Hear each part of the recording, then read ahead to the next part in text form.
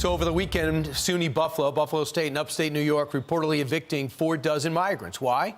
Parents raise concerns about the safety of the students going back to school. Can you blame them? And as the chaos continues at our nation's border, the southern border, not the northern border is bad too, but southern obviously worse, President Biden now has been selling off parts of Trump's unfinished border wall that was contracted to be 400 miles long.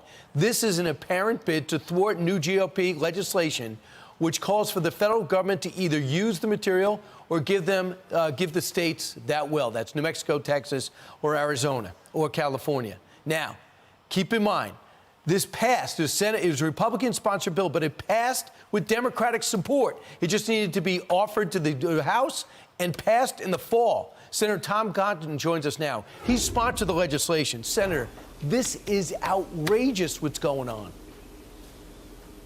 Brian, it really is outrageous. You can't make it up. The Biden administration inherited around $260 million worth of border construction materials from the Trump administration.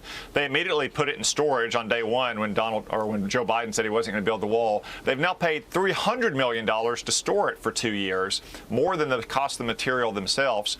But as soon as Senate Republicans, led by Senator Roger Wicker, who is the leader of Republicans on the Armed Services Committee, began poking around and asking questions about it earlier this year, the administration began to sell these materials for less than 2 cents on the dollar.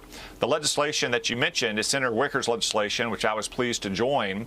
It was added unanimously by Democrats on the Armed Services Committee to our annual defense bill. And now the administration is racing to try to sell off all of these materials because they would rather have taxpayers take a massive loss of hundreds of millions of dollars than give them to the governor of Texas, for instance, to build the border wall, or to allow them to be sitting around and used to build a border wall when Republicans take back the White House in January of 2025. So this is pure vengeance. No one thinks that a wall solves all the problems, but it blocks and it funnels to other areas which can be staffed. And they're not fully staffed. They're being overwhelmed. We pay for this, and they're wasting this. This GovPlanet line auction house has picked up the pace, as you mentioned. They have sold 81 slots already, 30 feet high, for $154 million of the $260 million bollard fence. So this is awful. Anybody buying this scrap steel, it's an unpatriotic move. If you care about our nation's borders, if you are a major corporation, don't show up for this auction. Yeah, Brian, and apparently the administration is trying to silence the auction house as well. You know, this is a fairly typical operation for things like excess meals ready to eat or excess ponchos. That's why we have Army surplus stores around the country that sell these materials.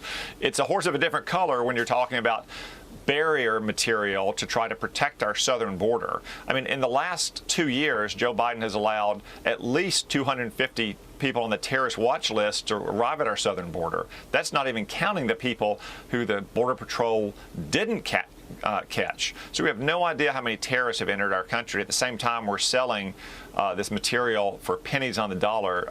That's kind of Bidenomics in a nutshell, the total lack of common sense. Yeah, total lack of common sense. And in terms of Roger Wicker, the senator says it shows they have no shame.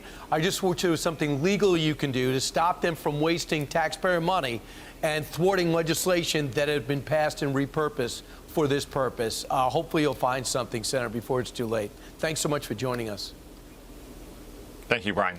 I'm Steve Doocy. I'm Brian Kilmeade. And I'm Ainsley Earhart. And click here to subscribe to the Fox News YouTube page to catch our hottest interviews and most compelling analysis.